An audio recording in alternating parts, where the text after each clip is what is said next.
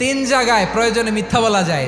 এক নাম্বার, আপনার ওয়াইফকে খুশি করার জন্য, সে একটু এরকম না বলে একটু কৌশল করে বললে খুশি হবে, ওটা বলা যায়। দুই নাম্বার, জীবন মরণের ব্যাপার, জান বাঁচানোর জন্য একটু কৌশল করে ঘুরিয়ে বললেন, এটা জায়েজ। তিন নাম্বার, দুইজন ঝগড়া লাগছে তাদেরকে মিলিয়ে দেওয়ার জন্য কৌশল করে একটু মিথ্যা বলা, ঘুরিয়ে বলা যায়। দুইজনের মধ্যে দেখলেন যে সম্পর্ক খারাপ, একজনরে বললেন, ভাই সে তো ওই দিন আপনার ব্যাপারে অনেক প্রশংসা। কি আমার ব্যাপারে প্রশংসা? কি বললো? এই বললো আপনি নাকি এই করছেন ওই করছেন, অনেক প্রশংসা। লোকটার মন খুশি হয়ে যাবে তার ব্যাপারে, ঠিক কিনা?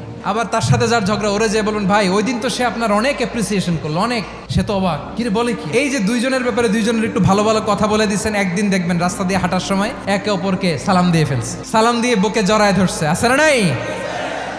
আবার মিলমিশ হয়ে গেছে। কিন্তু আমাদের স্বভাব হইলো, দুই প্রতিবেশী যদি একসাথে বসে একসাথে হাঁটে, দূর থেকে দেখলে আমাদের জলে, আছে না নাই?